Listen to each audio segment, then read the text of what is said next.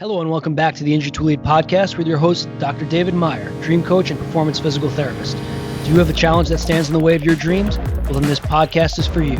Today, we have three-time Olympian Nick Cunningham joining the show.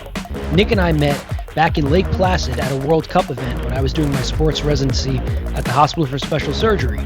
We actually reconnected out in Los Angeles a few years ago during a baseball workshop. Nick, it's great to have you on the show, man. Thanks for joining. Thanks for having me, man. Good to see you again. Absolutely. And, you know, you're in a beautiful place over there in Carmel, right? Yeah, I am. I'm fortunate to be quarantined in one of the most beautiful places in the country, so I'm doing okay.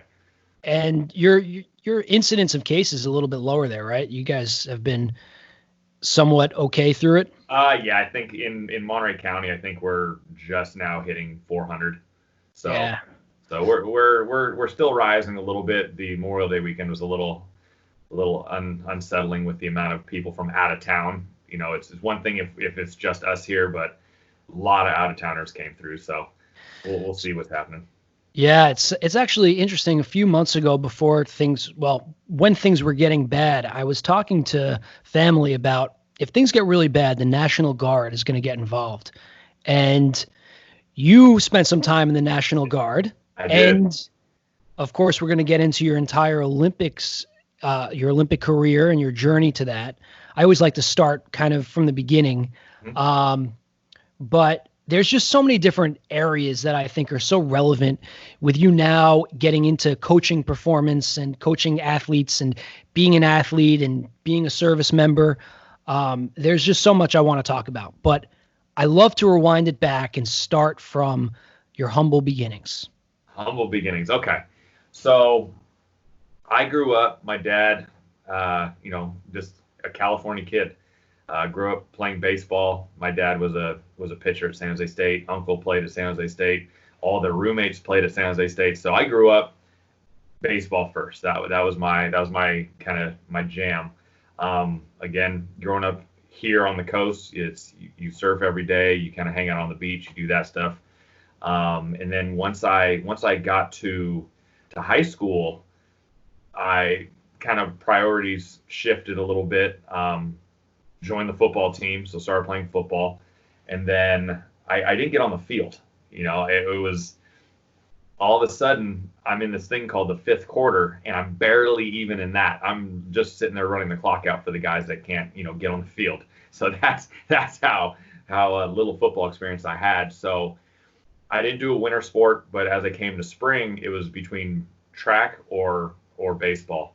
And I was an all-star kind of growing up, but I was an all-star that rode the bench. So I kind of knew where I was with my peers, and I just ridden the bench all fall. I didn't want to do it all spring. So I figured I would go out for track, maybe help me get on the football field. And that was it. That really kind of, all of a sudden I joined track to help football. And by my senior year, I was playing football to kind of help my track career. Wow.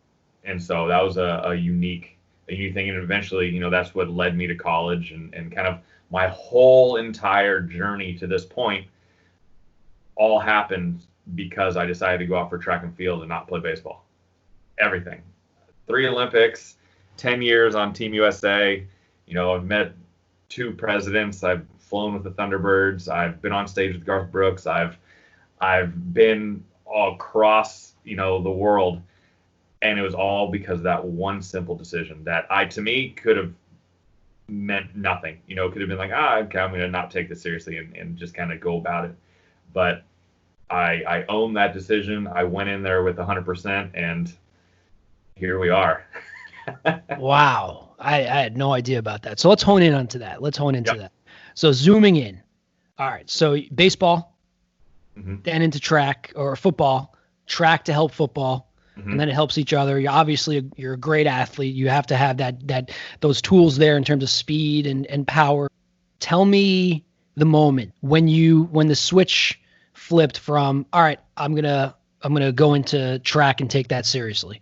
My freshman year, I was a hurdler, and there's nothing more that just kind of, I'm a 5'8" kid, kind of growing up as a freshman, 14 years old, I'm probably not even 5'8", I'm probably 5'7", and there's 39-inch hurdles in front of me that I need to jump. Okay, my hips, I can't get over these things, so I'm bunny hopping these things. And I wanted to be a sprinter. I wanted to do that. But on the team, my place was I was the hurdler. And I had great mentors. I had two of the best athletes to come out of our school as kind of my mentors because we didn't have a hurdle coach. So one of the last invitationals of the season, I saw on this old dirt track that lane 1 was open. So I entered myself into this event because I had an open event. And so this is before you had to do it all online and pay your fees early. I was like, hey, there's an open lane. Can you just pencil me in? Got in there, got in the race, and I ended up beating kind of the fastest kid on our team. And that was the moment that it all kind of shifted as like, okay, sprints is going to be it. So it was a cool experience to kind of have that taste of success. And I knew that wasn't kind of the end of it. I wanted more. I love that idea that on any given day at a track meet, it's whoever puts in the most work gets the most out. And that's what I try to tell my kids now. That's when I saw it as a bank account.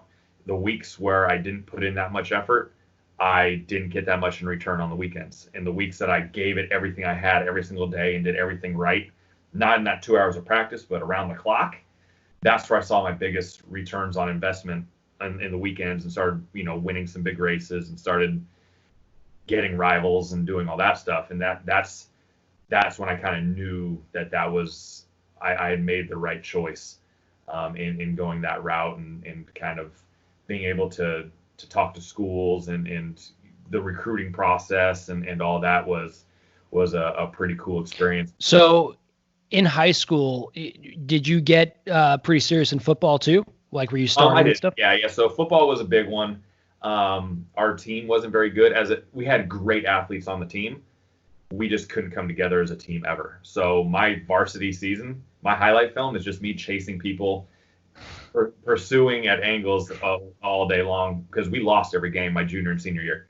So it was a very humbling thing, but like we were saying earlier about baseball, before we got on this call, it's just something about that camaraderie of being around the guys and, being in the locker room and yeah, it would have been great to, win every game, but I don't stay awake late at night right now because I lost every high school football game. Like it's not something that, if anything, it taught me a lot kind of how to find the positives in pretty negative situations. Yeah. And also putting the team kind of above you a little bit, right? Yeah. And it was so easy to point fingers. When you start losing like that, you're pointing fingers at players. It goes right to the coaches, play call. I mean, it's all there. It's your typical way to kind of cope. But at the end of the day, we're on the field. We need to get the job done, and we couldn't do that. So that was a humbling thing for me. I was getting recruited for football. Was getting pretty heavily recruited for football, which was a lot of fun. The media guide said I was right around 5'11", 175, and I was probably like 5'10", 155. That sounds about right. A few inches. I'll never forget my head coach pulling me out of one of my classes to, I thought I was in trouble. I thought I was busted for something. And he pulls me out of class, and USC and Oregon are standing in the hallway, sitting there. And this is, mind you, I'm the same recruiting class as like Reggie Bush.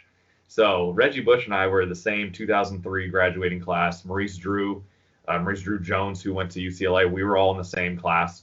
And so sitting there and knowing that what Reggie did when he got down, I was like, I would have been killed if I would have gone there. But the look of disappointment when they saw me, it was a little smaller than they were expecting. Yeah, the stats were there. I would have been a tackle dummy for forever. So kind of left it up. I didn't sign. A lot of kids are signing pretty early now. They want to, you probably have seen it all over social media. It's the go on your notes, write a little thing, get a little scribble signature, and then like I've committed. That's the new thing. We didn't have that pressure, so I didn't sign my national letter of intent until May 8th of my senior year. So where most of they want to sign in March, and I was just trying to leave all the doors open. And then that decision of where I wanted to sign is where bobsled started. Wow. So you're signing there to be on their football team at this So point. I signed to UC Santa Barbara to run track. Okay. Yep. So I kind of weighing my options. I eventually signed to go run track at UCSB. Okay. And then you were saying that day you had Oregon, and who else was there? That was Oregon and USC. USC. That was just. They were just checking it out. They were checking the waters. They were looking at a couple because my stats were great. I was averaging 20.9 yards a catch.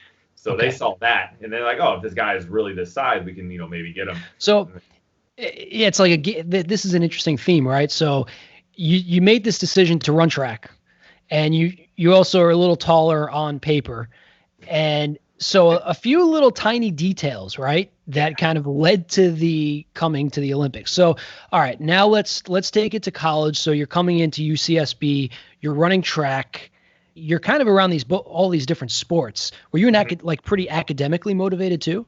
I was, but I was not UCSB motivated. It was such a culture shock for what I had to do. My first lecture I walk into as a freshman in college, there's 900 people in this thing. Huge. And in high school, I didn't learn how to take notes. I didn't learn. I mean, I'm sure they tried to teach me what we needed to be successful there, but now I have 3 movie screens that I'm trying to watch, and the professor's an inch tall at the top, way up at the front, doesn't know me except for a number. What year is this? This is in 2003. I graduated in 2003, so this is 2003, 2004. Okay, got it. Yep. All right, gotcha. So yeah, we graduated the same year then. Yep. All right, cool. So you're in the big lecture halls. You're running track. Track's a fall and spring track sport. For us is a spring, but we go year round. Okay. Yeah. And you're committing to track now at this point. Track is your thing. Yep. Walk me through your first year running track. My first year, so the head coach was, you're an incoming freshman into a UC system, into a Division I program. We don't really know where you're going to be at competition wise, grade wise. So we're going to give you kind of bare bones scholarship money to just see if you can do it. And then we'll reevaluate after your first year if you've been successful. So go out, finish top 2 on their all-time 200-meter list, top 3 in the 100. And, to me, I'm like straight Jerry Maguire status. I'm like, show me the money. Let's go. And, they didn't really, nothing changed. My scholarship stayed the same. Everything stayed the same. And that spring is where my parents came down for a track meet. And as we were driving through the mountains just outside of Santa Barbara, my mom said that the road looked like a bobsled track and that I was fast and should try out. Oh man, I wasn't ready for that. Wow. And that's where it ended. That's where it ended. It was a family joke. It ended there. They went home, sent me a bunch of information on who's on the team, what are they looking for, and that was it. Anytime I had a bad track meet, it was just kind of like, there's always bobsled after this. Again, that's okay. I got to ask this question. So you're an all-American athlete. Okay, you're playing baseball, you're playing football, you're running track. You grew up, you and I are around the same age. When we think of bobsled, there is one thing we think about growing up, right? And that's the only thing is cool runnings, right? Absolutely. And so your mother's in the car with you. I don't know about, you haven't spoken about your parents at all, but your mom talks about this idea. How does that connect with you? When she brought it up, because again, we're at the top of this mountain and we're looking down, you can see the road curving all the way towards campus. And it was honestly like, hey, look at the road. Look at the road down there. It looks like a bobsled track. And my dad just kind of leans over. He's like, yeah, you're fast. You should try out. And that was it. Like, it wasn't oh my God, you should do this. It was just even keeled, just look at the road. It's like a bobsled track. And that was it. And so it just was like a motivating thing for me to be, anytime track went bad and I had a bad meet, there was always bobsled after that. I never started traveling to the snow. I never had been there. I'd never seen one in real life. It's not like we went to Tahoe every summer or every winter, and I was snowboarding, and like I had all my snow gear. Yeah, you're in Carmel. Yeah, exactly. I'm right over here by the beach. And so when I re-enrolled for Santa Barbara in the fall quarter, but winter, once we went home for Christmas break, my parents drove down, we packed up my dorm room, and I did not return to UCSB. So that was it. I transferred out, came back here to a junior college, to Monterey Peninsula College. I saved my year eligibility, so I didn't run for them. I just took the season as a red shirt. And I was so upset that they didn't up my scholarship money and it didn't work out. I felt like a failure. I went from D1 back to a JUCO. I was a bounce back. And to me, as an ego, that crushed me. So my parents knew that I needed exposure to get back to that next level. So on weekends, we would drive an hour to San Jose Airport. We would fly to LA to wherever UCSB was competing in whatever invitational they were competing in. I would go out there. I would race against all their guys in whatever invitationals as an unattached athlete to let everyone in the Big West Conference know that I was now available, and then would fly home after the meet. Just to kind of make your presence known and just to rub it in their face a little bit that look what you're missing out on. Exactly. It was super petty for me, but I needed to.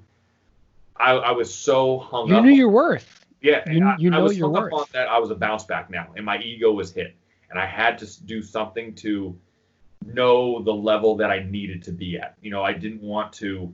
I'm now in classes surrounded by people that did not care in high school, did not care about getting out, and did not care about going to that next level and competing.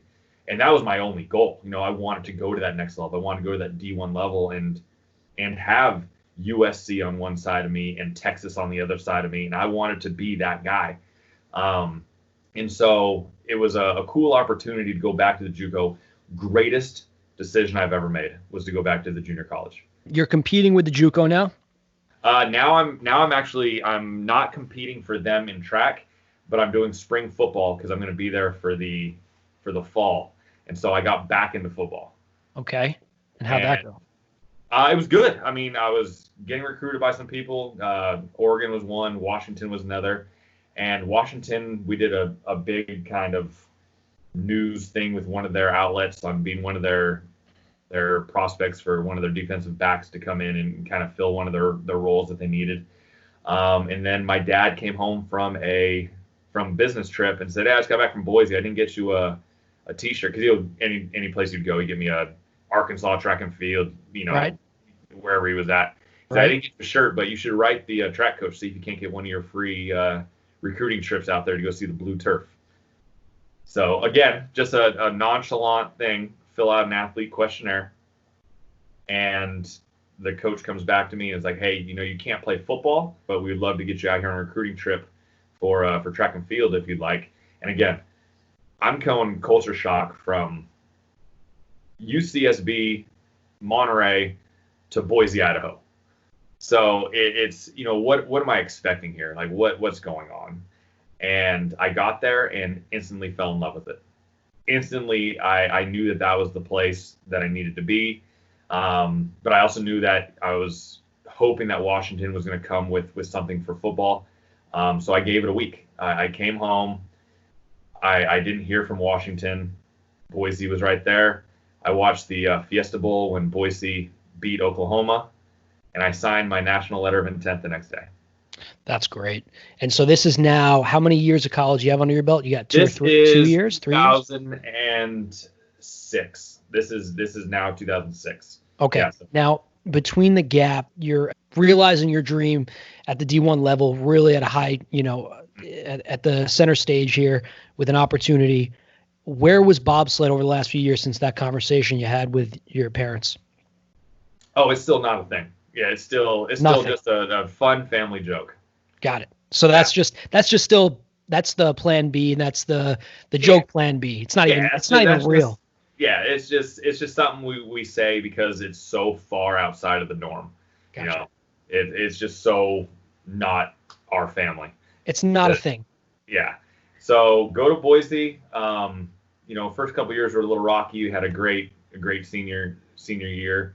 And then it was kind of this is now 2008, finishing up 2008. And what do I do now? I graduated. Your whole life as an athlete is kind of mapped out until that point. Very true. You go to high school, you're an athlete, you go to the next level, you're an athlete, you graduate, you have all those things kind of on your roadmap. Now it's every door is open in any direction you want to take it. It's not I need to go to college, I need to go to trade school, I need to go to, go work on a certificate, go do something else. It's a little bit, you got to fill in the blanks now. You got to kind of, figure out on your own 2 feet how to make it work. Right. And like you said, athletics really are very mapped out for you from day one. You're going to play in this travel ball team, then you're going to play with this school, and then you're going to eventually go to college. And then in college, we're going to hopefully get signed and all those things. So and you're kind of all over the place with your athletic career. I mean, you played football, you're a track star, you're this really good athlete, and you can and it seems like you just know that you knew that it wasn't the end. Yeah. So my parents has always told me that when they said you can do anything, I was one of the few that really believed it. Like really believed it. I mean, I'm talking back in probably 1997 when Britney Spears was big. You're like, I'm going to date this girl. Like I thought anything was possible. And so we got to get this to Britney Spears. We got to get this episode out. And so to kind of move forward, and now I'm hitting college graduation. Now I'm applying for jobs. I'm not Olympic caliber in track and field. I'm good. I can hold my own kind of in the region, but nationally, I'm not going to NCAA finals, and that's kind of where you need to be to even get a look. What's your main event? I was 100. I'd probably say 200 was my main event. So okay. I was a 21-1 guy. So I still have a whole second to drop to get into the conversation with some of these guys. So I knew where I was and where I stood. I wasn't kind of in my self-imposed prison of morality of my athletic career where I was. Grounded. Yeah. So, I mean, I knew I could have gotten faster. I knew that if I maybe would have taken another year, I probably could have gotten to a high 20 point if I really dedicated everything to that. But that's still not going to cut it. That's going to make me an average to above average person, but not elite. So kind of applying for jobs. I applied to like Long Beach State for one of their coaching jobs. But again, they're not looking for somebody right out of college to that's not a GA. So at this point, I'm kind of like, what do I do now? And then it kind of came up. It's like, well, there's always bobsled. And that was just kind of a worst case scenario. I got a great bar story to tell my friends down the road that I went and tried out for the bobsled team. It's going to be it's going to be my graduation gift to myself to go outside the box, try something new, and kind of move forward.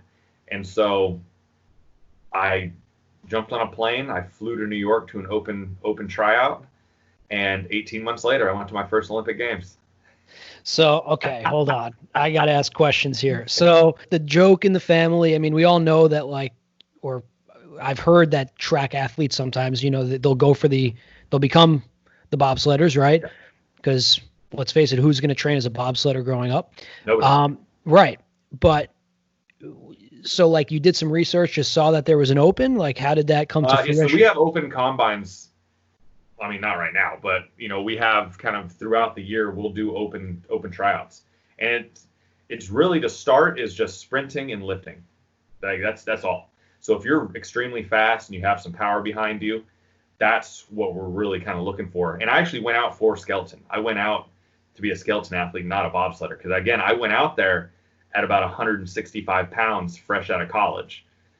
And wow, you 165. I was 160. You were light. Yeah, that was my sprinting weight. So when I got there, the head bobsled coach, 5-time Olympian, he broke the medal drought in 2002. So I'm seeing this guy, and I'm like, whoa. Because again, I haven't been around Olympians that much at that point in my career, so I'm still starstruck if they have that title. I'm still all over the place. And he's like, hey, so we're thinking we want to keep you on the bobsled side. We like your speed. We want to put you as a brakeman in the back of the sled. You just have to go gain 50 pounds. What? Just 50 pounds. Yeah. No worries. So Just go eat like, some steak. all right.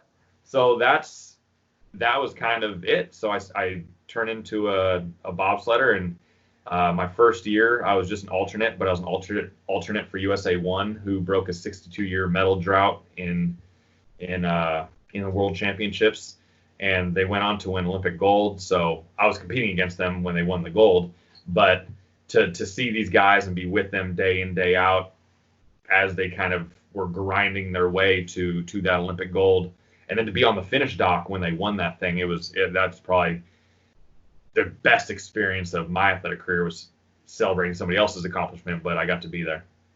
Yeah, and that's, I guess, the whole mentality of Team USA, right? Mm-hmm. That's putting Team USA first. So for those of us that don't know I mean, the Olympics, there's a lot to it. And especially, I don't know a ton myself about some of the winter sports like bobsled. So tell me, how many sleds are sliding, and, are you training with the other bobsledders, obviously? Yeah, so a typical bobsled season for us is kind of, we'll start off in October. We'll kind of be on ice in October. We'll just talk about the World Cup circuit right now. So then we'll have 8 World Cup races that are all over the world. So you're kind of traveling for the next 6 to 8 weeks. And then there's World Championships. That's 1 week of racing for 2-man, where it's 3 training days and then 2 race days, and then a week of 4-man where you got 3 training days of 4-man and then 2 race days, and that's it. So even Olympic years, it's the same thing for us. We have our 8 World Cups, and then we have our Olympic Games, and that's just every 4 years we take out World Championships and we put in the Olympics. So for us, when we get to the Olympics, we've already been with all the other countries for the last 4 or 5 months. And that's a lot of competitions. Yeah, so it's a kind of a typical week for us is Monday we'll roll in, we'll set up our garage, we'll settle into the hotel. Tuesday is usually a 2-man day, get used to the track. Wednesday is a 4-man day. We get 2 runs per day, so that's usually where we go, because it is pretty hard on the body. So we'll do 2 runs a day. Wednesday's 4-man day. Thursday is another 2-man day, and then Friday is a day off. Saturday is the 2-man race. Sunday is the 4-man race, and then we drive to the next country or location or wherever the next race is and do it all over again. And so when you say 2-man, so you're going in the full out normal bobsled, but just with 2 people, so it's much lighter. And what's the benefit? So the 2-man race is, it's just 2 guys is kind of the biggest, strongest 2 guys you have on your team going. And then the 4-man is definitely more of that's your premier event, where you got 4 massive guys pushing this thing 0 to, we're going up, we're not jumping in, but we're hitting about 85, 95 miles an hour, and, they're in that thing and wearing razor sharp spikes on their feet. And so it's such a cool experience. And if anyone can get to Park City or Lake Placid, New York, Park City, Utah, or Lake Placid, New York, go to a bobsled race. Just whatever you do it, because you will be within 2 feet of a sled going 80 miles an hour past your face. Nothing else like it. I will tell you firsthand. I can raise my hand up here. So It's crazy, right? I mentioned this in the introduction, but you and I met. You didn't. I would say more so I was introduced to you. Mm-hmm. You were competing in a World Cup event, probably, right, in 2014 in December, and I remember the buzz being around there about 2014. So you had the Winter Olympics were just coming up. They were just if we were in December, January, we were just getting fired up for the 2014 games. Right. So there was buzz about you competing in that, right? And going for a medal. And I remember the conversations, like, them talking about your last Olympic and everything. And you were getting worked on by some of the medical professionals. And I saw that. I was doing my sports residency, so I was observing. And then we reconnected. So it's amazing. But yeah, just to kind of, back what you're saying, it really is cool, because the big 4 sports, basketball, football, baseball, and hockey and barely hockey gets so much attention. Yeah. Of course, soccer is huge in the world, but there's so many cool sports out there. And I always love seeing the crazy energy with less traditional sports, especially like the World Cup I went to, seeing people come up for the medals and everything. And yeah, the ingenuity that goes into it. I'll never forget, and I want this to be more about you, and I'm going to shut up very quickly. I like this. But I'll never forget. So we come up there on top where you guys are hanging out before you go on the race. Mm-hmm. And all the countries are there. So, I mean, this is a cool experience. This is one of my higher level experiences thus far in my sports medicine career. And I see Team Russia. I see, all you guys, and I'm looking at Team Russia, and these, I don't think people probably don't realize the physicality of bobsledders. Yeah. They're big dudes and so I'll never forget, I was watching some of the Russians. A few of the sliders or one of them in particular was wearing the oxygen deprivation mask, and he was doing some squats, which now knowing he was probably doing a little PAP, a little post-activation potentiation. And he was getting himself amped up. He's walking around. He looked like Bane from Batman. 100%. And I'm kind of up there, and I'm like, I have this dream of being in baseball and everything, and I'm like, performance is cool. Like, these are athletes that are representing their country. They're not getting paid, and they are serious about whatever it is they're about to do. And then talking about the bobsled or the luge track, like, insane. That just even hearing the rumbling come down and seeing it come down, like, there's just something about it because, I'm a car guy. I love engineering, and just seeing performance mesh with a man-made object, or a tool or a piece of equipment. I think it's really a special thing because countries put in, so much R&D into these things. Absolutely. And so it's an unspoken, and that's why it's really cool to have you on here. It's cool to have somebody come from a less traditional high-level elite sport that really is elite in every sense of it. And the fact that I didn't know you were going for skeleton at first, that's just, I don't know if there's anything crazier than going head first down a luge track. No. And now that it's one of those, you got to be young and dumb to accept it. Coming out of college, like, oh, this would be a great idea. But the amount of driving schools that I've coached and been to and watched these new skeleton athletes come out, they get some hard hits. They're hitting pretty hard. Where my hard hit, I'll roll upside down. We'll have our occasional concussion or something. And that's as serious as that is. That's generally the worst of the worst that we will ever face. And we're in our little carbon fiber cocoon that we can get down in. When they hit a wall, they're wearing a wall at 80 miles an hour. It's not smooth. We don't have Zambonis doing the ice. It's some guy with an 8-inch long scraper that's walking down this track. The track is a living thing, and it changes daily. So, just that attention to detail and what they have to go through, and the little things with dragging their face on the ice and aerodynamic stuff that they go through is unreal. So 2 specifics on the bobsledding. So one question is, first of all, did you have any significant physical injuries, talking about concussions and stuff like that? One of my concussions, I've had 3. One of them was one that kind of put me out, made me pretty loopy, where, they had to, I was just kind of in the sled. We crashed so hard that my knees came through the top of the sled. I ripped the entire carbon fiber when my shoulder hit the side. I ripped the carbon all the way in half.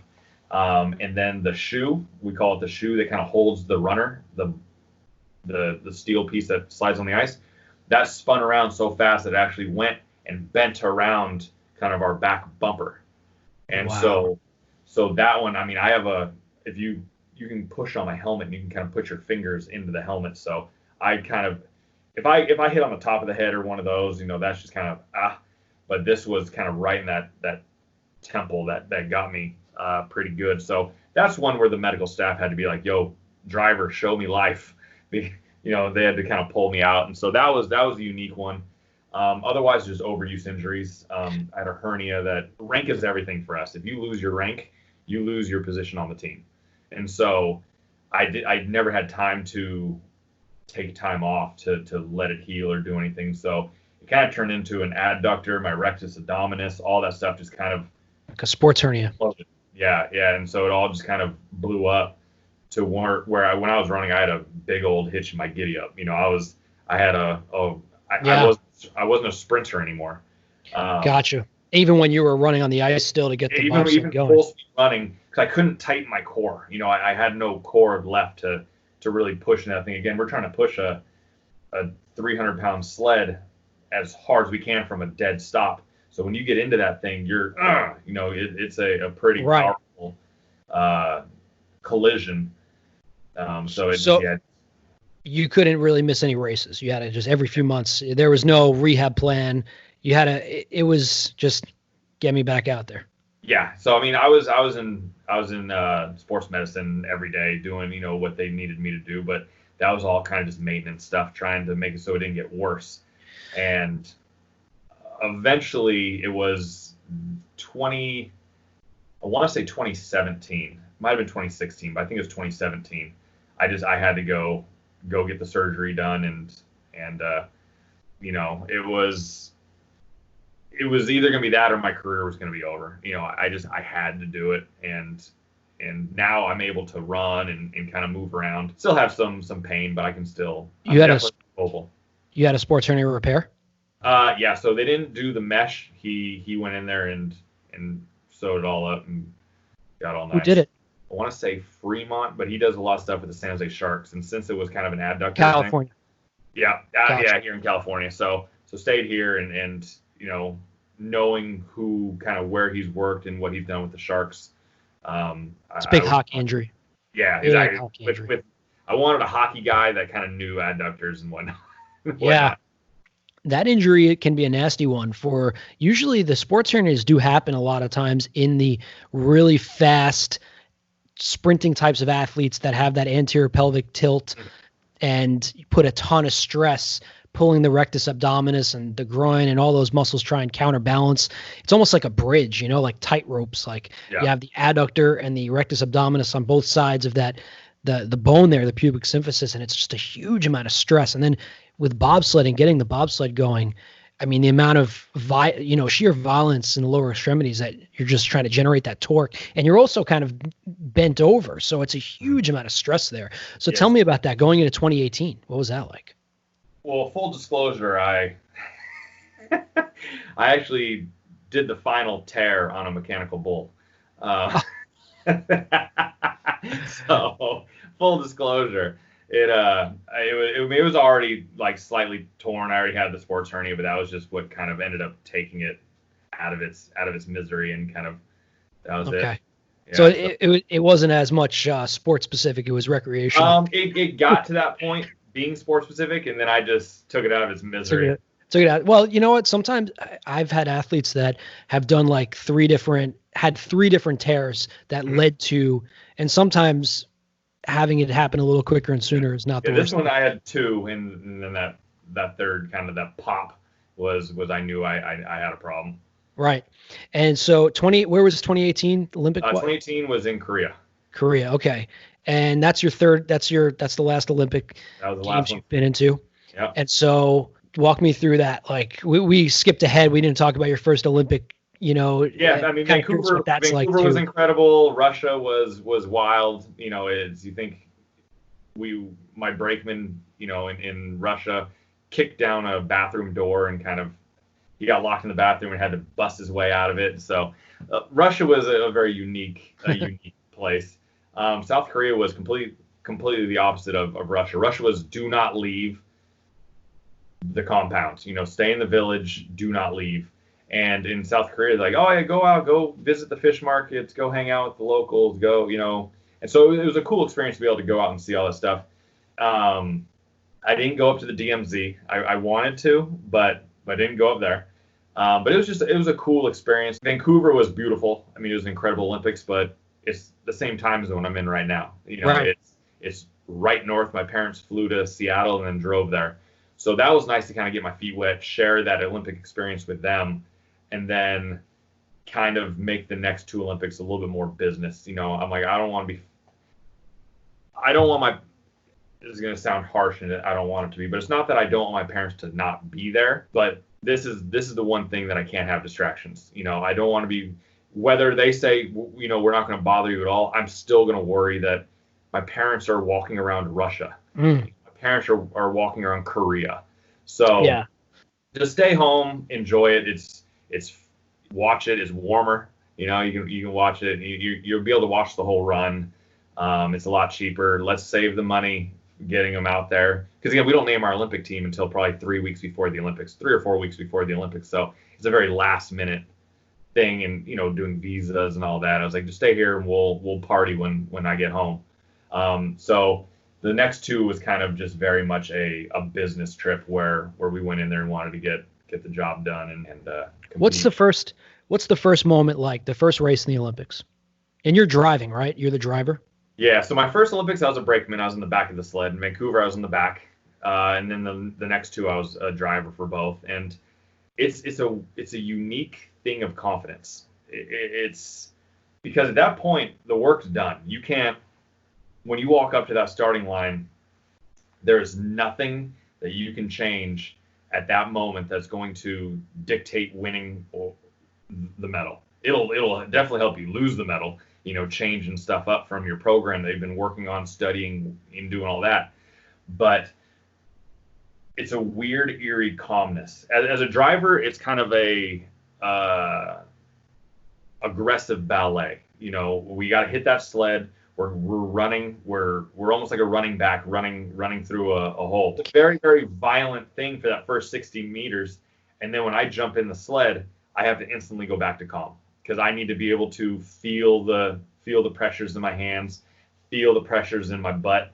And so that's really the only two, since we don't have a lot of that, there's no brake. So I have to feel where I need to steer. I need to feel where I'm at in this turn, because if I'm just building pressure is going to get its way back. It's going to definitely dictate where my sled goes. So I need to make sure I'm hitting all my marks. And if you don't hit a mark, you need to make sure it doesn't compound down the track to the point where you crash. So I do one of those, like clearing the mechanism, clear the mechanism. I have one of those for myself where I'll put my hand in the center, and I do this before every race, every practice. Like an anchor. Yeah, and I sit there and I'll put my hand in. The guys all put their hands down, and I'll look them in the face and I'll say, all right, boys, let's have some fun. And that's what I'll say every time. And then I'll say, like, no excuses, do your job. That's the next thing I say.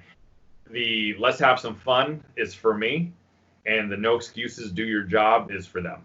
So that's a way to keep me grounded, to where I'm not trying to do more than I'm capable. And nothing is worse than, a guy getting to the bottom like, oh, I messed this up. Oh, I did this because of this. I hit the sled late. It's like, no excuses, just do your job, and we're going to win and lose this thing as a team. Right. We'll figure out the rest out later. Let's just do what we have to do. So tell me about serving in the Army National Guard. So, I'm hearing the theme of service, serving your teammates, serving, your community, your family. How did that come all about? So after my first Olympics, my driver in my first Olympics was a member of this team called the World Class Athlete Program. And it's a U.S. Army-based program that allows soldiers to also not just serve their country, but also compete for their country. So not necessarily your big sports, but definitely your individual Olympic sports: bobsled, skeleton, luge, judo, boxing, wrestling, all of that. Anytime you kind of watch the U.S. marathon, you see somebody wearing Army, they're in the World Class Athlete Program. Generally, they're in the World Class Athlete Program. But the cool thing about that is they also have another side of the program for para-athletes, for athletes that, maybe weren't athletes first. They did something and they were injured in combat, and now they come back, and instead of being kind of removed from the Army because of their injuries, they're able to now compete for their country as well as stay in the uniform and do that. So super cool to kind of see that. And these guys are, I mean, they've been blown up in Humvees, and they're walking, it's 6 a.m. And I'm like, man, I don't want to walk all the way over there right now. And he had this guy with his legs blown off, and he'll have one leg under his arm. He's just hopping on the other one, having the time of his life, because he has that second chance. He sees it for what it is. He knows the big picture. And so to be around that, I feel like that almost helped my athletic career towards the end of what is actually important, is what's actually serious. This guy has stared death in the face, and he's walking up to me and motivating me. He's keeping me, who am I to say I don't want to work out today when this guy's over here just getting it. He's doing everything he can to be the best version of himself. So that's almost that motivation kept me going, especially that last couple of years. So I was in the Army for 7.5 years in the New York National Guard, where my unit's actually down in New York City right now. Oh, really? Yeah, they're activated down there.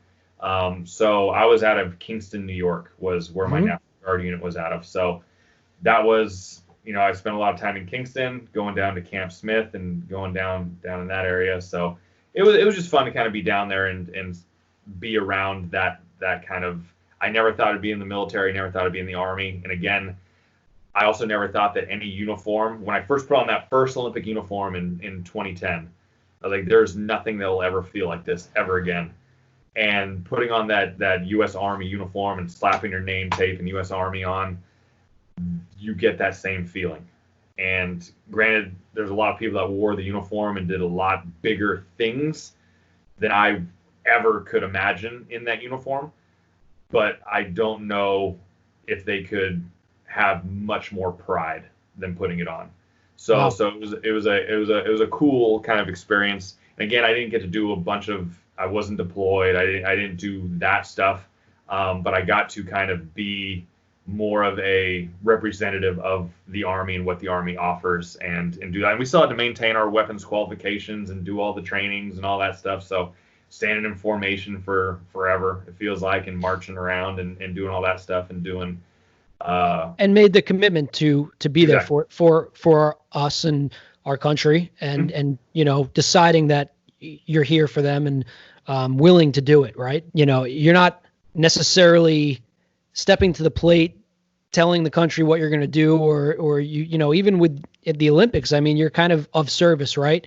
Figure out how you can use me, and you're just there to be your best, and kind of that mentality of a soldier and an elite athlete and Olympian is be ready, be at your best, right? It's not necessarily, we can't really control everything that happens. Yeah. Those different events that you were talking about with the world-class athlete program, that was in World Cups and things like that, or what was that exactly? So that's just the program. That is a U.S. Army program that if you are accepted into that, you are now taken off your National Guard orders or whatever orders you were on, and now you are transferred to this unit at Fort Carson, Colorado, and your sole purpose is to maintain your military bearing, maintain all your, your weapons qualifications and maintain all that stuff. But also now you are there to win medals for the country and the U.S. Army. Gotcha. And you're around all these other people in Colorado. So I still lived in New York. So as a bobsled skeleton luge athlete, we're removed from the New York National Guard, put into a unit in Fort Carson, and then remotely based back in New York. Got it. Got it. But you're connected with these people. Exactly. So I mean, we still see them, once or twice a year at different functions, and whatnot, when we try to get the whole WCAP World Class Athlete Program together, and hear the stories and kind of debrief on what was going through. And there's still that sense of growing community for you of who you're representing. Exactly. So it's you get there and they'll have guest speakers and I mean, there are so many incredible athletes that you see. If you watch the Olympic trials for track and field, you're going to be seeing a couple of the Kenyans that have Army across their chest because they came in here and that was their pathway to be American. That was their way. That was their ticket. They ran here, they ran in college, but that wasn't good enough. They wanted to be American, and that's one of the pathways is go be a U.S. soldier. Yeah, that's awesome. I had a guest on the show, Andy McDonald, who is a British trained physical therapist now in New Jersey getting his DPT. And he had the opportunity to go to Kenya and to one of their performance camps. I forget the name of the camp. But if you go back, listen to the episode, he talk about these Kenyans representing something bigger. Yeah. And just, coming from nothing and just training. Well, it's to have the pride of being an American, to have that, to watch what other people will go through to be a citizen of this country, to have that opportunity to represent USA. That is, I can stand out in the street all day long waving an American flag, but I was fortunate enough to just, be born here. That's where my fortune came from, is I was born here. A lot of these athletes were not, that are trying to come and compete here. And they signed on the dotted line. If something happens and we have to engage in a conflict, like they are an American soldier. And so they are willing to put their lives on the line for a country that they weren't born to, but a country they want to be a part of. And so to be around that's, again, you go to these meetings and you start seeing like, wow, you left your family in Kenya to come here and try to be a U.S. citizen. You're willing to go that far out of your way and go through all these hoops and put yourself on the line just so you can be a U.S. citizen and help support your family. It's, mind you, like I got off on that complete tangent, but you're talking about training. These guys are out of control. Yeah. Like, we're strong. I'm a bobsledder. I run 60 meters at a time. That's it. And that's a long way for me to go. These guys, I'll run a PT test and they will be coming off of like a 10-mile run, and they'll just come in as their cool down and max out the PT test in the 2-mile. And they're just sitting there jogging, having fun, going backwards. It's fun to see just how much fun they have with the sport and with their current situation. So one thing I want to ask you, in terms of winning a medal, how important was that for you? And when you think back of your Olympic career and you think of, even your current goals, like where does the material side, the medal come into play, and the other sides of it, what it represents, the purpose? Yeah. So bobsled is unique where if you're on a relay team in track and field, everyone on that relay team gets the gold. In bobsled, I watched my teammates win a gold medal and we didn't, we don't get anything. So explain that. So you have four you were doing the 4-man and the 2-man? I was in 2 and 4. Right. But so even though we're Team USA, we are 3 individual teams.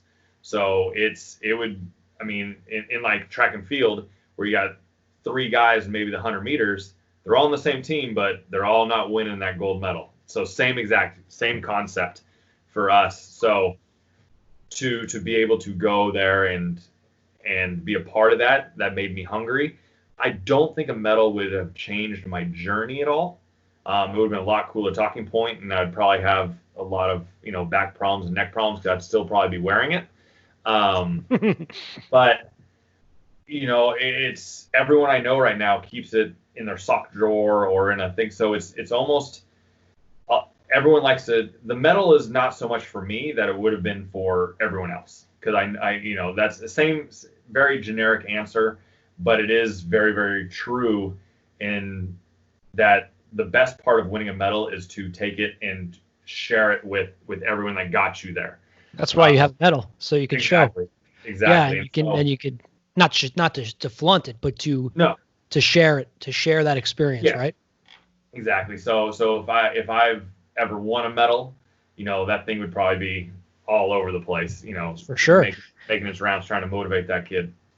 Yeah. So your last Olympics, that was 2018, and since the Olympics, were you planning to go into another one, or how did you wrap that up, or if? So I was planning on doing 2022. My federation gave me a job offer that I couldn't refuse for that first year, and I knew I wanted to at least take a year off. If I went back, I went back, but I knew I wanted at some point to take a year off because I started feeling that kind of the job market was leaving me behind. Seeing that I was going to be a 40-year-old entry-level coach or wherever, I was going to go. And so I wanted to figure out how to just take a year just to get some coaching under my belt, see if it's what my whole life I thought I wanted to be a coach. I had gotten my master's degree in coaching education. So I thought that's where I wanted to go. So I wanted to actually test the waters and see. And I eventually came here, got a job volunteering as a sprint hurdle coach over at the D2 school over at Cal State Monterey Bay. I became the head track and field coach at Carmel High School. I was helping out at the JUCO, at the junior college, and Monterey Peninsula College. I was helping out whenever they needed it. And then I was kind of helping out baseball players, football players. I bought a timing system so I could run them through 40s and run them through 60s. And I wanted to dip my toe in every pond because I love that sports performance side. I was a comm major in college. I wish I would have done a little more kinesiology so I could have gone that route. But yeah, I don't know. I feel like athletes at your level that take ownership of their physical progress and their physicality and their rehabilitation, and I think there's a level of education you get there that no textbook can ever teach you. And to be perfectly honest, I think, not to go on a soapbox, but every episode I say this, so I'm going to go on a little soapbox. Yeah. But, academia is not a perfect thing. It is a business. And I think that at times we put a little more, we feel it holds a little more water than it does. I think that a lot of these concepts you learn along the way. It's the same textbook. The netters that I read is the same netters that you're going to read. And I think that that's not really the most important lessons. And I think the lesson that I'm getting from you now is that there's this huge sense of purpose, it seems like, that carried through with you at all the different levels you were at, that not every athlete taps into. There's a lot of athletes that are a little bit more about just, making the paycheck or just flaunting the success. It seems like that really was never even on the forefront for you. It seems like it was always about the greater purpose of it. And, especially as you served the country, both as an Olympian and in the Army National Guard. How is it, or how are you finding or recreating that purpose now, or in a perfect world through your journey? What's the silver lining? It's my favorite thing is to talk to schools, because again, I was that kid that didn't know. I could have very easily become a investment banker out of college and just kind of went that road, or done real estate or figure something. And nothing against those professions, but I knew that I wouldn't have been happy doing that. I know the impact that my coaches all had on me, and it is not the case that the higher your level, the better the coaching. Some of my best coaches were from the high school level. The ones that were empathetic, wanted just to teach, wanted to be there. Is that resonated with me, that I knew that I wanted to be that coach that can maybe get that one athlete to figure it out, get that one athlete to buy into the system, one athlete to not necessarily maybe pick that one group of friends, but maybe come back on track and go the other route. Because I watched all of those things happen for different athletes. The number of athletes I've seen in the last couple of years that had great careers but poor work ethics astounds me. And is it a motivation thing? Because nothing makes me more upset than a talented underachiever. Like, that is my biggest pet peeve on the planet. And that's what I lead every season with is, I'm meeting you with what you're showing up with. That's what I'm met with. And so that's what I knew I wanted to go into coaching. And when I got to, I'm coming off of an Olympics, I'm feeling good, but also that it's very easy to say don't make athletics your identity. It's my identity. It's what I know. It's what I do. It's everything. So now I'm going into this dark depression of what do I do now? Where do I go? What's happening? The same kind of thing. I don't have a metaphorical, I'm going to go bobsled when this is all over. I don't have that. And now I'm kind of like, where do I go? So I accepted a job at actually a rival high school of where I went to school, and was able to help build this program. And again, I was fortunate to have some stud athletes, but I was able to match that same passion that I had as an athlete as I do now as a coach. And that was my biggest fear is, am I ever going to be able to match that adrenaline rush that I had, on that line at an Olympic Games with the world watching? Am I going to get that coaching a high school team for this dual meet that means nothing? And I had it, I'm running across the field, I'm hooting and hollering, I'm losing my mind. It was such a cool thing. Yeah. Yeah. So, I listened to an episode on the Tony Robbins podcast with Michael Phelps. I don't know if you heard that episode. Powerful episode. He talks about the ups and downs in between the Olympiads, and just it's kind of giving me chills thinking about your story here. You think about Michael Phelps. I mean, he was put up there on a high, like, I mean, the high that a Michael Jordan or Wayne Gretzky or, a Derek Jeter, these phenomenal athletes. He was the face of the U.S. Olympics. Like, he was that guy. He was your Michael Jordan, kind of covers basketball, and then Tiger Woods with golf. He is that guy, the face of USA. Right. And there's a lot of Olympians that are going through that same thing. And in some ways, as we're listening to your story, everybody wants to know how many gold medals you won. It's not easy. I guess that's I love the phrase that you use, too easy. I love that. Too easy. I love that. But I have to say, with, an identity being around high performance, it is not easy transitioning out. And for some of us, we never will transition fully out. We will always be a part of it. And it makes us, it's what has the blood going through our body, right? But I think a lot of people that are going through trials and tribulations as an athlete, or as somebody that's, you could be even somebody that just has a high physical goal or weekend warrior. It's a tough challenge to put it in perspective at times and fit it all into your life and balance it all out and be okay with what you've done and what you haven't done. And I think a lot of people, they get lost a little bit in that sense of, should I stop now? Is it time to quit? Yeah. Because you want to retire on top, but it's not that easy because you miss all that stuff. You miss. There's a reason why Tom Brady hasn't retired yet, because he truly likes the sport. He likes that atmosphere. He likes, and he's dang good at it. Like, it's such a. I mean, and the thing is, like, I know there has to be thousands of people going through it, especially now with senior spring seasons going away. It's over. I mean, even looking at how quickly it can be taken away. For us, it's a choice. For a lot of people, it's not a choice.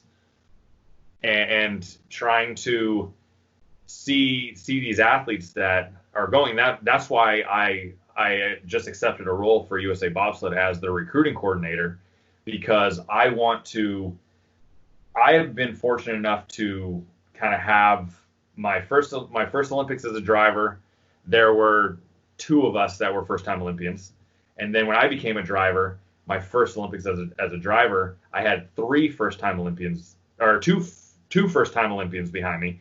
And then my last one, I had 3 first-time Olympians. So to be able to get these guys and share that experience that nobody can take away. You can be a former president of the United States. You can never be a former Olympian. So it is a title that I have so much pride in giving to my teammates and walking them, and we walk into the opening ceremonies together. We celebrate it together, and it's such a cool experience. And that's why being a recruitment coordinator, especially with all the COVID-19 stuff going on, there's a lot of people's careers that ended unexpectedly, and those are who I want to target. Those are the ones that have that chip on their shoulder right now, that have that edge, that maybe didn't get that opportunity to show just how good they are, and so they're not going to go to the NFL draft. They're not going to make a team. And I just wrote an email of the 20 Olympians of the 2018 team. 11 of them were post-collegiate track and field athletes, and countless others were football athletes. There's only one person on the entire 2018 Olympic team that grew up doing bobsled. Everyone else was after college. So this is a perfect opportunity to get some of these people in and get them firing up. I think we need to hammer that away. I think now I always look for the purpose of the episode or the theme, and there's just so much that you bring to the table. I'm so honored really to have a service member and an Olympian, a 3-time Olympian, come on to this podcast. Like it truly is humbling for me being around these amazing athletes like yourself. Like I'm so blessed. I really am. No, I really am. Like I was, I spent time around people like Yadier Molina, Willie McGee, Ozzie Smith I would see working out. Like I was around these baseball players and, all these, and not just the ball players, but the people like you. And I'm like, I just had a dream. And I think it kind of makes sense now. And I think what you're talking about, the opportunity in the negative situation is so important to talk about. I think at the moment you shared about, was it Santa Ynez you were driving through? Yes. North of, beautiful place. Yeah, come right down the mountains, right back towards campus. If you know any good wedding venues, please send them my way. I would love, that's a dream for Oli and I. We would love, we went to amazing winery out there. Anyway, Rancho Sissac or Sisqua. I don't know how to pronounce it, but I just picture you kind of driving through there, and I could see the moment. I could see you guys, and I don't know, for some reason, for whatever the reason is, I'm picturing like the 80s car in the wagon. I don't know why. We were definitely in a minivan, so all right, a minivan. Not far off. I've seen it, and I see just like the casual comment of, oh, there's bobsledding, and then just seeing you're still just, for all intents and purposes, you're just a good athlete at that point in your life, and track kid. But the Olympics, like, first of all, kind of put a stake in the ground. I want to be a part of an Olympic. I want to be in the Olympics. I want to be a medical provider in the Olympics. That is one of my overarching dreams. And I've applied to volunteer. That is 100% a dream of mine. And that became a dream when I met you and when I came to Lake Placid and I was around that. It was an energy that you just don't get other places. And people don't get it that haven't really been around it. If you've been around any kind of high level sport, even college, even a Division III college at a football game, there is something about it. There's something about that higher sense. It's not even about you. It's just about it's just purpose for me, man. And so that's a dream of mine. And so putting in perspective, in this dark time, seemingly dark time, a dark time in your life, transitioning at points, like you said, a dark time when you kind of had to go to the JUCO college after being at UCSB and reframing. But then I'm thinking about like what didn't change. Your character seems like it never changed. I'm going to take a guess and say your character was like, they probably saw these signs in you when you were like 8 years old. They probably. I have some good parents. My parents kind of kept me, again, they let me do any sport, and they said as long as you finish what you start, we have no problem. If you want to go out and you want to quit, you just have to wait until the end of the year to do it. It was in baseball teaching me about commitment and sacrifice. I wanted to go to a skate park. Like, you can't go to the skate park. You're on a baseball team and your team needs you. Right. Like the fact that I'm remembering these things from when I'm in 7th grade, but it comes all the way to now, and it's still the same stuff that I'm teaching my athletes, that sacrifice thing of the team is bigger than you. The Team USA is going to be bigger than me. I don't have My name isn't on this thing at all. It's never on any of my uniforms. It is, when I step on that line, it is USA 1, USA 2, or USA 3. That's it. You have to start clicking buttons to find out who's on those sleds. But that's what I love. As much as I would love to have done track and field and bobsled for all the chicks, money, and fame, there couldn't have been an opposite sport for me to choose. So, right.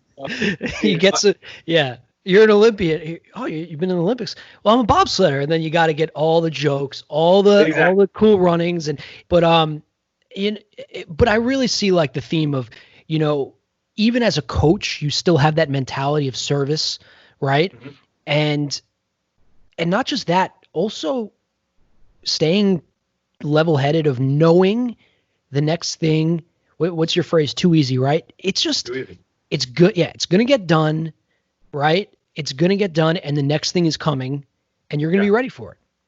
Yeah, it really is. And I have some great athletes right now that I'm working with. I have a stud track athlete, probably going to be the fastest in the county next year, because his what was going to be his rival has since graduated. I have two football players that are just complete studs that are getting recruited by D1s all over the country. And then I have a baseball player that is probably going to be an Ivy League guy. He's that smart and he's that good. And so to be able to kind of mix and match and kind of just be firm with, expectations. I don't like personal training in the sales side of it. I love it in the attention to detail and that I can work with that athlete and accomplish something so much more than I can when they're in a group of 20, my sprint group is going around the track or something. I'm trying to check little things here and there.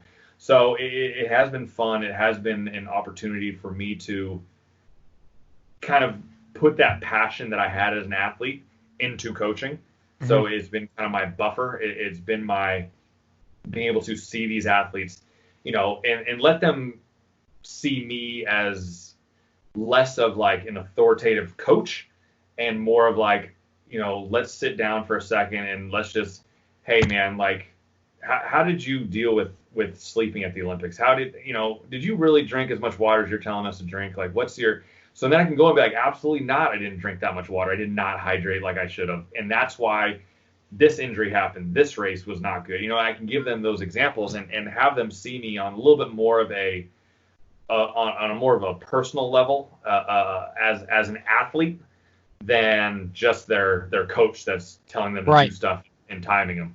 So that's where I think I could be the most beneficial. And so it's been, in this time, it is tough. Everything's closed and you can't really go anywhere. But those that want to, like I said, those that want it are finding a way and they're getting it done and they're doing it on their own. And those are the ones that keep me motivated to. I was checked out of 2022, and now they kind of have resurged we'll kind of play it by ear for the next couple months to see where we're at, but it's definitely not 100% yes or 100% no, but it's I'm out here, I'll chase these guys around. We'll do med ball challenges with who can, throw a 10-pound med ball 15 times. You look like you could still push a sled. We'll see about the old hamstrings. Those need some help. All right. Well, I think, I can't believe it's already been, as long as we've been talking, there's so much. I would love to do, maybe because of the fact that you're a coach now, there's probably a lot I know there's a ton people can learn from you in terms of how to leverage an Olympic mindset or the mindset that you had in the Olympics. And, even from a training standpoint, I would love to pick your brain on that. So maybe potentially we could do that as a standalone episode, even. Yeah. As a part two. If this doesn't cause you to lose followers, we'll do it again. No, because I think, really the story is powerful with me. Think when Nick was going through that moment where he sees that mountain and he thinks bobsled, and then he's in the Olympics for 3 times. Three-time Olympian. That's It's a pretty cool title to put underneath your name. I don't really think I have words for it. I don't think I have words for it because it's a dream of mine, man. Really is. Like, I think of signing a contract as a baseball player and making all that money and then getting hurt, or, people judging the athlete because they didn't live up to the standards. But like you said, there's no such, there's former presidents, but there's no former Olympians. There's just Olympians. It's just one of those things, man. And so who knows what opportunity this brings to athletes out there that do shift and pivot through this opportunity, just like you've had opportunity in your life. And you're not, you don't have the medals that Michael Phelps has, but nothing can take away from you the amazing connection you have to all the athletes you're working with on a personal level, and continuing to represent your community, the U.S. Army National Guard, the bobsledders, the sliders, all the people that you've connected with. And I know you have a good following out in California. All those people out there, you represent them to the fullest. And I think anybody that does what you've done in the Olympics, I just have to say, I think we have to change our mindset and say, the gold is awesome, but the story behind that gold medalist is really, for me at least, the more amazing part that I want to learn from. So maybe next episode we can share with people out there the day-to-day life, day-to-day schedule for an Olympian, and what you go through, and how you really rehabbed yourself that year in 2017 or 18, and share some of those things there. But I thank you from the bottom of my heart for your service. Oh, thank you. And for your service also as an Olympian representing the United States, and reconnecting with me, man. Life is funny, man. I never would have expected to run into you, and I knew who you were right away. I remembered you. And so thanks for taking this opportunity to do the podcast with me. I mean, this is big stuff. Anything you need at any time. Again, this is what I believe the true calling was to give me that platform to be able to do this, to be able to go and do something like this. And maybe, again, there's a high school kid that's going to now be like, I'm going to be a bobsledder at the end of this, at the end of my career. And so that's bobsledding's cool. Bobsledding's cool. I'm going to put this out there. Bobsledding is cool. First of all, the movie's awesome. Yeah, exactly. Got it. But bobsledding is cool. It's a cool sport. I mean, first of all, me getting to, like you said, I was standing right next to the staffers. It's a cool sport. It's very athletic. Like, if you even just watching somebody sprint like that now with a 300-pound object with teammates, that's a cool sport. It's wild. And that's why I wanted to jump on that recruiting coordinator position when it opened up within USA Bobsled and Skeleton, is because I want to find those athletes. They're out there. They're all over the place. But a lot of people think that we just create a team every 4 years to go to the Olympics. They don't see that it's every single day. So I want to find those athletes that are still itching to compete, that are strong, fast, powerful, and ready to really dive into this thing, and who want a USA on their back. That's who I want, and that's who I'm searching the country for right now. I'm sorry I can't help you with that. I'm a little short for you. I'm 5'5", so hey, you got skeleton. It won't be me. You got skeleton. You're good.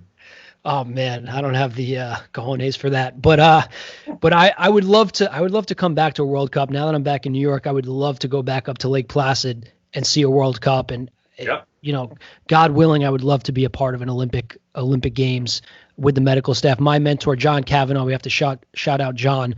John is a legend in the Olympic world. He's been in about 4 Olympics. And actually Rob Lynn, who was on the podcast a few episodes back, he was doing an internship out in Colorado. And so all the healthcare practitioners that have volunteered, all the power to them. I hope to be a part of that too one day. So Nick, again, thank you, man. I really appreciate you sharing all of this. I think it's going to help a lot of people stay positive in this dark time. You don't know what's around the corner for you, what that shape of the mountain might represent. It might be your calling. It might be the Olympics. Who knows? Never know. Never know. All right. Thanks, Nick. Thanks, man. I appreciate it.